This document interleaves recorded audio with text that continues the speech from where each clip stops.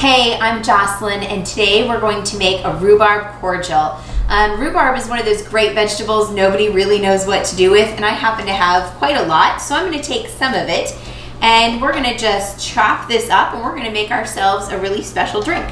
So we're going to start by taking not quite a pound. I'm going to do about 12 ounces or so of rhubarb. Fresh rhubarb. The redder the better. Mine's not terribly red, but I'm going to pick out the most red pieces. And we're going to cut those about an inch down to about half an inch. And we're going to put that all into a jar, and we're going to add a couple other things, and we'll see what we've got.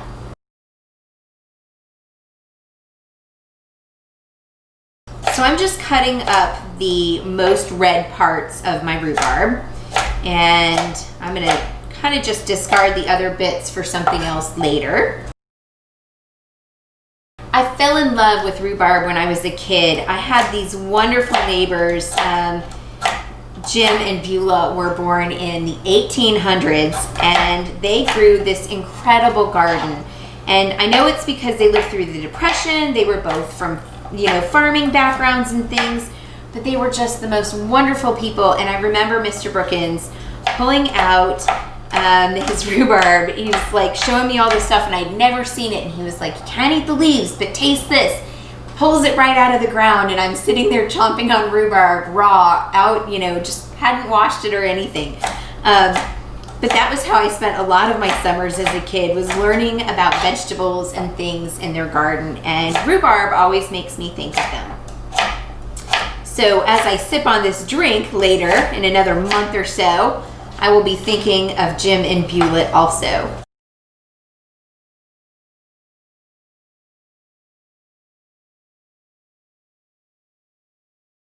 We've got about a cup and a half of rhubarb, and into the jar it will go.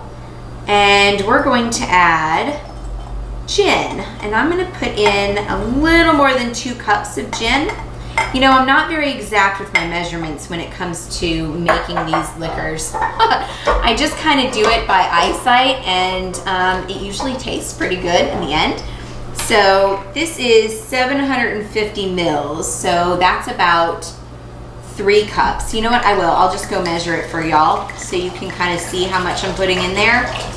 I'm gonna start with 2 cups, and then I may add a little bit more. Most definitely I'm gonna add more. And then I'm gonna put a good measure of sugar. I have raw sugar here, and I'm probably gonna put about 2 tablespoons of sugar in that. And then some Grand Marnier. So Grand Marnier is an orange liqueur, but I happen to have Grand Marnier cherry, which I think goes really well with the rhubarb. So I'm going to put about 2 tablespoons in there. Maybe I'll even measure it. It's so funny measuring liquors to me sometimes. 1, 2, maybe a little extra splash, just because I really love this. Grand Marnier cherry is a limited edition thing. I usually find it around Christmas, if I find it at all. It's one of my favorite liqueurs, especially at Christmas time, but it's really hard to find. So the next thing I'm going to add is a little bit of orange peel. So you just cut 2 slits down the side next to one another, 2 parallel slits, and then pull this back.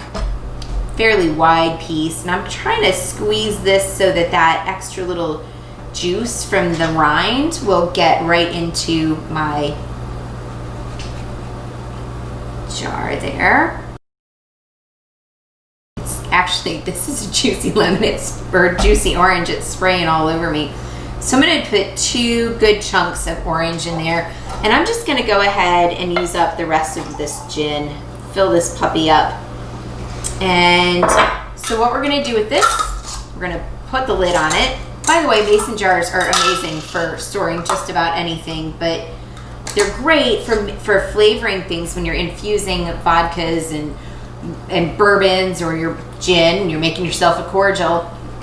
And it's a good thing to have on hand. So we're going to give this a good shake, get that sugar moving a little bit in there. And then we're gonna let this sit in a cool, dark place for about a month. I'm gonna try and go in and give it a shake every couple days just to kind of move it around. And you don't have to be real gentle. Rhubarb it's fibrous and it'll withstand just about anything. So just give it a couple shakes, and then in a month we're gonna have a really wonderful liqueur. We're gonna strain this out carefully with cheesecloth and through a fine mesh sieve so that we catch all the little glumps and bits. And we'll see how it goes. So I will see you in a month. Hey, so I am opening my rhubarb cordial. To be honest, this should probably sit for about a month or so. Mine has sat longer. Not gonna kill anything, but it's been in a nice, cool, unsunlit place. No sun in it. Oh, okay, got it open. Can you hear that popping? Okay, so when you've, oh my gosh, that smells awesome. So I'm going to strain this into here so that I can get rid of all the rhubarb. And I'm gonna dump that rhubarb out, and I will put the rest of this back into this jar after I have opened. Let's see if I can do this without making a mess. Good Lord, that's it's really full. All right, so I'm gonna grab a cordial and hopefully not spill too much. A little bit of summer in the winter. Oh my gosh, that's good. You should try this. This is like a really fun, easy drinking thing. You can put this over ice if you'd like to. I like this just straight, just nice and neat, and it's a good sipping sort of drink. So when you're finished, dump out all this old rhubarb and the rinds and all that, get rid of that, and just put this back in here, and you can keep it in the fridge for probably about 2 weeks or so. It'll be fine as long as it's cold. So that is rhubarb cordial. See you later.